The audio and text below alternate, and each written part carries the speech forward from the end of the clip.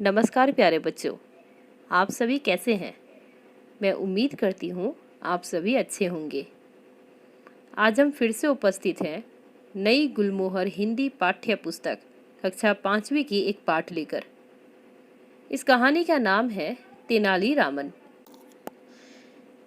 पाठ को पढ़ने से पहले बच्चों, आप मेरे चैनल को सब्सक्राइब और वीडियो को लाइक अवश्य कर दें, जिससे आप कोई भी इम्पोर्टेंट वीडियो मिस न करें। आइए इस पाठ को पढ़ते हैं और जानते हैं तेनालीरामन इतने प्रसिद्ध क्यों थे। पहले राजा महाराजा अपने दरबार में ऐसे लोगों को रखते थे जो अपनी बातों और हाजिर जवाबी से लोगों का मनोरंजन कर सके। ऐसे लोगों को विदूषक कहा जाता था। तेनालीरामन भी इसी प्रकार के एक विदूषक थे। उनका असली नाम तो रमन था, पर तेनाली गांव का निवासी होने के कारण सब उनसे तेनालीरामन कहते थे। रमन बचपन से ही बहुत बुद्धिमान और चतुर थे।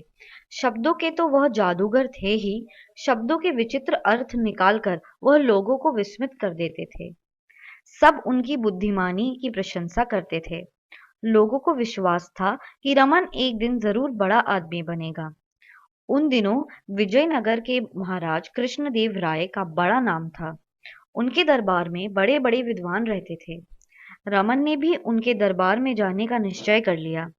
यद्यपि इतने बड़े राजा के दरबार में प्रवेश पाना हंसी खेल न था, पर रमन अपने निश्चय पर अडिग था। एक कहावत है, जहां चाह वहां रहा। उन्हीं दिनों कृष्णदेव राय के राजगुरु भट्टाचार्य ने तेनाली के पास ही के एक गांव में छुट्टियां मनाने आए हुए थे। रमन उनके पास पहुंचा और अपनी इच्छा प्रकट की। भट्टाचार्य ने रमन की सहायता करने का वचन लिया। रमन ने उनके पास रहकर खूब सेवा की। कुछ दिनों बाद भट्टाचार्य राजधानी लौट गए। रमन काफी दिनों तक प्रतीक्षा करते रहे, पर भट्टाचार्य का कोई संदेश नहीं आया। अतः रमन ने स्वयं महाराज कृष्णदेव राव के दरबार में जाने का निश्चय कर लिया। उन दिनों महाराज के कुछ विद्वानों की एक सभा बुलाई हुई थी। रमन भी इसी सभा में जा पहुंचे। सभा में वाद विवाद हो रहा था। एक विद्वान कह रहा था, हम संसार में नाना प्रकार की वस्तुएं देखते हैं, पेड़ पौधे, पशु पक्षी आदि, पर ये सब ऐसे नहीं हैं जैसे दिखाई देते हैं। हम केवल इन्हें ऐसे मान लेते हैं। दूसरे विद्वान इस बात पर विचार कर ही रहे थे कि अचानक रमन खड़ा हो गया।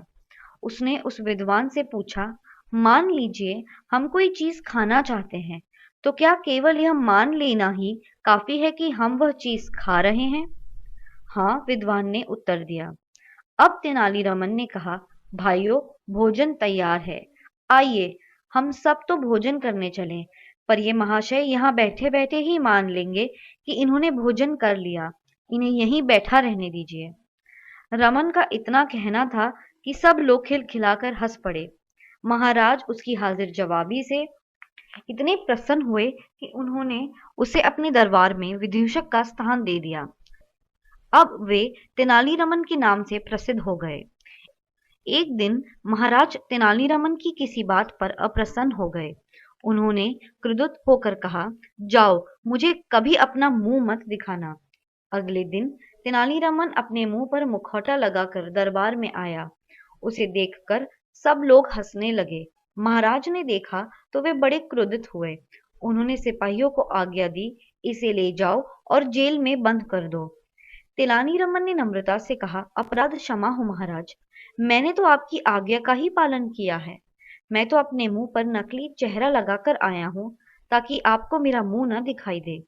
यह सुनकर महाराज का गुस्सा भी उतर गया। तेनालीरामन के विषय में अनेक कहानियां प्रचलित हैं। एक बार की बात है, महाराज कृष्णदेव राय अपनी प्रजा के हाल जानने के लिए राज्य के विभिन्न भागों में जाना चाहते थे। सभी दरबारी चाह रहे थे कि महाराज उनके गांव में जाएं जिसकी दिशा अच्छी है, या उनके गांव में जाएं जिससे उनके गांव की मदद हो जाएगी और गांव वालों पर उनका रौब भी पड़ जाएगा। एक मंत्री बोला, महाराज, इस बार आप मेरे गांव चलिए। महाराज सोचने लगे कि आखिर किस गांव में जाना चाहिए। उन्होंने तेनालीरामन की ओर देखा। तेनालीरामन ने कहा, महाराज, आपका हाथी जिधर ले जाए उधर ही जाइए। तेनाली रमन की बात सुनकर सभी को बड़ा आश्चर्य हुआ। दूसरे दिन महाराज हाथी पर सवार होकर चल दिए। कुछ और लोग भी साथ थे। चलते चलते हाथी ऐसी जगह पहुंचा जहां के लोग बहुत गरीब थे। उनकी हालत देखकर महाराज बहुत दुखी हुए। वे बोले, हमें मालूम न था कि हमारे राज्य में इतने निर्धन लोग भी रहते हैं। हाथी हमें बिल्कुल सही स्थान पर लाया है। उन्हें वास्तव में हमारी सहायता की आवश्यकता है। महाराज की बात सुनते ही महावत ने अपनी चादर उतार फेंकी। तेनाली रमन को सामने देखकर सब चकित रह गए। महाराज मुस्कुराकर बोले, अच्छा, तो हाथी को तुम यहाँ लेकर आए हो। जिस प्रकार बीरबल के चुटकुले बड़े चाव से सुने जाते हैं, उसी प्रकार तेनाली रमन के चुटकुले भी बड़े प्रसिद्ध हैं। तेनाली रमन केवल एक विदूषक ही नहीं, वरन वे तेलुगु भाषा के एक प्रसिद्ध कवि भी थे।